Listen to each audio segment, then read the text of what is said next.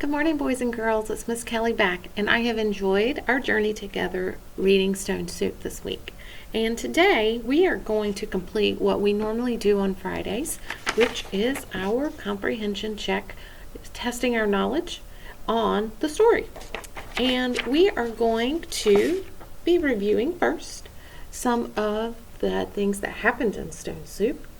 And as always, if you need to hear the story again, it's always best practice to go back and re-listen. So you are more than welcome to go back to my first video where I read the story and introduced it to you, and do that before you take your comprehension check. Okay? So we're just going to talk about a few details of the story before I let you go so you can take your comprehension check.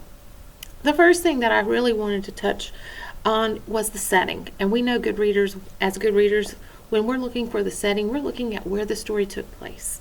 And so don't get tricked by this, but I want you to be thinking to yourself, did this story take place in a big city? No. But would we say the story took place in the countryside or in a village? What do you think would be the most appropriate answer for that? So if there's someone close to you, tell them what you're thinking. Yep, I was thinking the same thing. It is the village.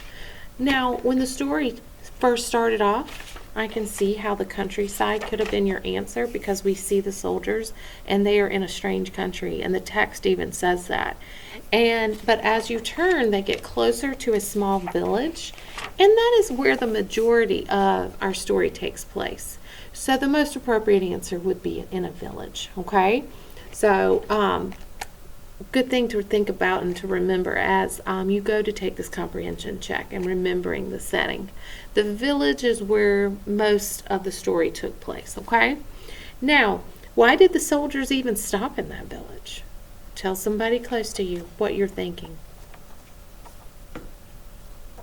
That's right, they were hungry and they were looking for food. So they stopped in that village. So when the peasants saw the soldiers, what did they do? Tell somebody close to you.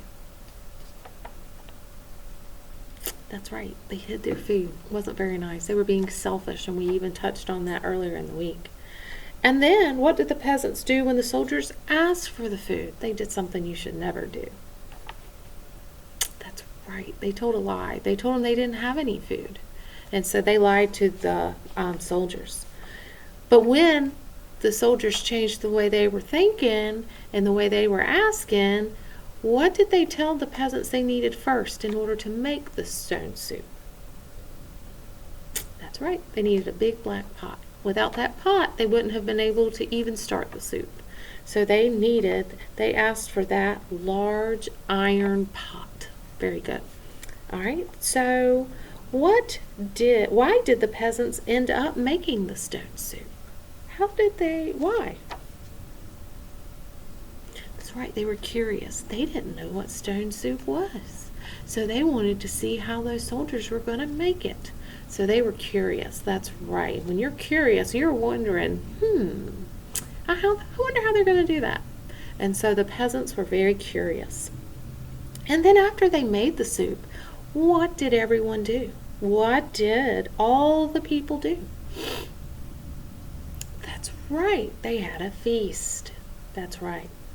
And then finally, this is something I want you to think about. Do you think that the soldiers deceived the peasants? And that means, do you think they tricked them or told them something that wasn't true to get them to believe? And what's your opinion on that? Okay, so some of you think, yeah, they did. They deceived them by tricking them into making the soup to get their food. But some of you think, no, they didn't. So as long as you can support that answer if someone was to ask it to you, true or false, that's what we want. Remember, text evidence. No, you don't have to write your text evidence down, but you should be able to support your answer if someone was to ask you. So that's just a little bit of a review and some thinking that I wanted you to do before you take your comprehension check.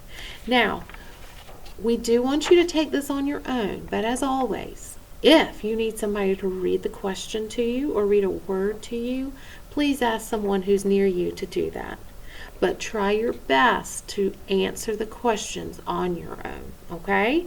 And remember, I told you if you need to listen to the story again, go back to my first video and listen to Miss Kelly read the story again, okay? All right, I enjoyed our journey with Stone Soup this week. See you soon.